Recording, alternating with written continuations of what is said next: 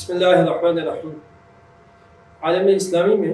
جتنی بھی تحریکیں آزادی کی چل رہی ہیں خوشائند ہیں۔ گزشتہ تقریباً ایک صدی مغربی سامراج کے زیر تسلط مسلمانوں نے وقت گزارا ہے، تو انہیں اپنی مشکلات کا احساس بھی ہوا، انہیں اپنے بگڑتے ہوئے نظام کی طرف بھی توجہ ہے۔ انہوں نے سودی معاشی نظام کو بھی دیکھا ہے بہت قریب سے، اس کے منفی اثرات سے، جیسے ہمارا ملک پاکستان دوچار ہوا، غریب سے غریب تر ہوتا چلا گیا، امیر سے امیر تر ہوتا چلا گیا، اور اب تک معیشت سنبھلنے کو نہیں آ رہی، اور جتنی قسطیں دوسرے بینکوں کو، عالمی بینکوں کو ادا کی جا رہی ہیں سود کی، وہ سود کی مد میں جا رہی ہیں، اور اوریجنل قرضے مزید بڑھتے چلے جا رہے ہیں۔ تو اس سے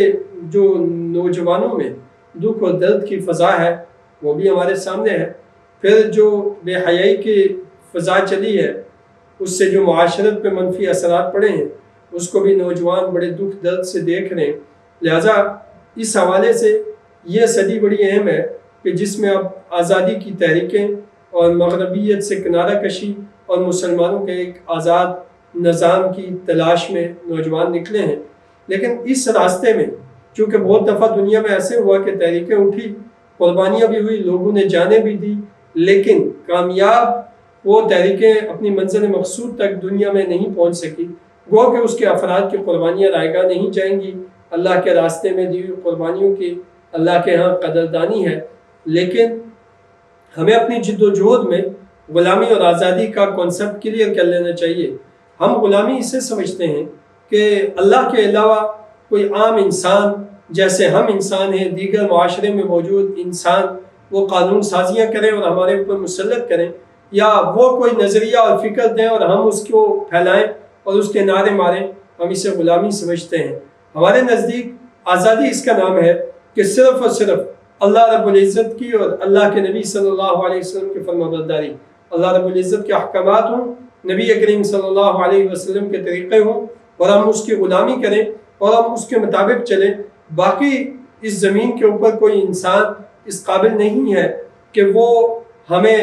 اللہ رب العزت کے احکامات کے متبادل احکامات ہے، اس لیے کہ ہمارا خالق اور مالک اور رازق اور کوئی ہے نہیں۔ اس کائنات کو سب سے زیادہ جو ہم استعمال کر رہے ہیں تو یہ اللہ کی ملکیت ہے۔ اللہ رب العزت نے ہمیں زمین دی، آسمان دیے، سورج چاند ستارے دیے، بحر و بر دیے، شجر و حجر دیے، اور پھر پھل فروٹ رزق اللہ کا دیا ہوا۔ تو اب اللہ کی فرمانبرداری ہم پہ فرض ہے، اور اللہ تعالیٰ ہماری خیر خواہ ہے، اس لیے قرآن کریم اللہ نے نازل کیا۔ نبی کریم صلی اللہ علیہ وسلم کی رحمت للعالمین ذات ہمارے لیے نمونہ اور امامت کے مقام پہ فائز کر کے ہمیں عطا فرمائی۔ تو اب جہاں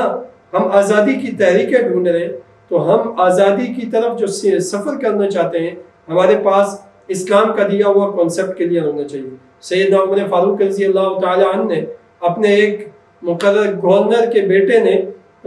کسی عوامی شخص کے ساتھ کوئی خاص رویہ، سخت رویہ اختیار کیا، تو اس کو سزا دیتے ہوئے حضرت عمر فاروق رضی اللہ عنہ نے فرمایا تھا کہ اللہ نے لوگوں کو آزاد پیدا کیا، تم نے کب سے لوگوں کو غلام بنا لیا ہے۔ حضرت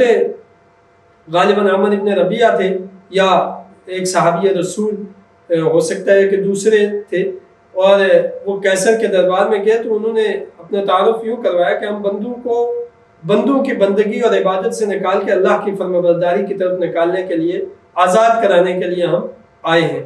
تو آزادی کا یہ تصور کہ اللہ کے علاوہ ہمیں کوئی ایسے قوانین کا پابند نہیں کر سکتا جو اللہ کے احکامات کے خلاف ہوں، اور وہ آئین سازی یا قانون سازی کی جائے، چاہے وہ جماعتی آئین سازی ہو، چاہے وہ کسی پرسنل ذاتی ادارے کی آئین سازی ہو، کسی تعلیمی ادارے کی آئین سازی ہو، یا وہ کسی NGOs کے ذاتی پروگرام ہو، یا وہ کسی مملکت کے کوئی